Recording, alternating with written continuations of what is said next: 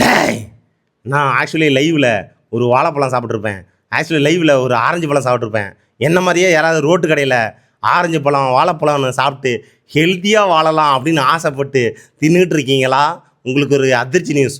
மும்பையில் ஒருத்தன் ரோட்டு கடையில், அதாவது ரோட்டு கடையில் இந்த எலி அதெல்லாம் வந்து அந்த பழத்தை சாப்பிடும் போல், அதுக்கு எலியை சாவடிக்கணும் அப்படின்னா, அதாவது வடக்கனுங்கெலாம் தெரியும்ல, வடக்கு சங்கிங்களாம் படிக்காத தற்குறிங்க எலியோட மருந்து இருக்குல்ல, பேஸ்ட், எலி பேஸ்ட்டு, அதை எடுத்து பழத்துக்கு மேலே தடவி அதை வச்சிருந்து விற்றுருக்குறான்.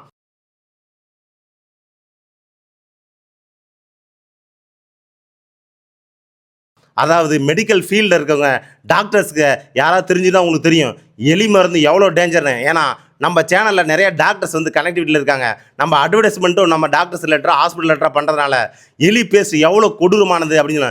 எலி பேஸ்ட்டை நீ நக்கணும் அப்படின்னா, நீ நான் ஹாஸ்பிட்டலில் போய் ஐசியூவில் கிடந்தாலும் 4 நாள் நீ நல்லாவே தான் இருப்ப, 5ஆவது நாள் செத்து போயிடா. அந்தளவுக்கு எலி பேஸ்ட் வந்து மிக கொடியது. உன் கிட்னி, லிவர் எல்லாத்தையும் ஃபஸ்ட்டு கொஞ்சம் கொஞ்சமாக அள்ளிக்க ஆரம்பிச்சிடும். அது இல்லாமல் நீ உயிர் வாழவே முடியாது. முதல்ல 4 நாளுக்கு அப்புறம் ஒரு இந்த பல்லு விளக்குற மாதிரி பேசிருக்கல, அதில் பாதி அளவுக்கு எடுத்திருந்தா கூட நீ வந்து செத்து போயிடுவ 4 நாளில். அப்படிங்கிறப்ப அந்த எலி பேஸ்ட்டை அந்த பழங்கள் மேலே வந்து தடவி விற்கிறா அப்படின்னா, யாராவது அந்த பழத்தை வந்து கழுவாமல் அப்படியே சாப்பிட்றான்.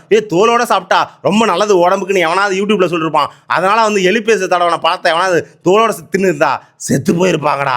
அந்த அளவுக்கு கொடூரம் முடிஞ்ச தற்கொலை படிக்காத கூட்டம். அதாவது வடக்கில் 5ஆவதுலேருந்து 1ஆவதுலேருந்து 5ஆவது 6ஆவது வரைக்கும் ஒரே ஒரு ரூம் தான் இருக்கும். வடக்கில் அந்த அளவுக்கு பள்ளி கட்டடங்களும் கல்வித்துறையும் கேவலமாக இருக்கும். அங்கே சங்கீத்தனமாக ஆட்கள் தான் அதிகமாக இருப்பாங்க.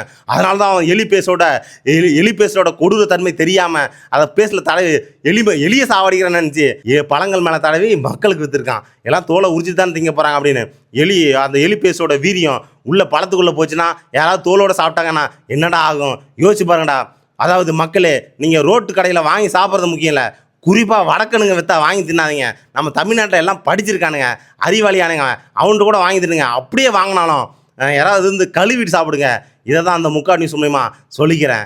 ஏன்னா இந்த டேஞ்சரான உலகத்தில் எவன் தற்குறி எவன் சங்கீனே தெரிய மாட்டுது. நல்லா படிச்சிருப்பானுங்க, தற்குறித்தனமாக பேசுவான். நல்லா படிச்சிருப்பானுங்க, சங்கீத்தனமாக பேசுவான். உஷாரா இருங்க முக்காடு நேயர்களே.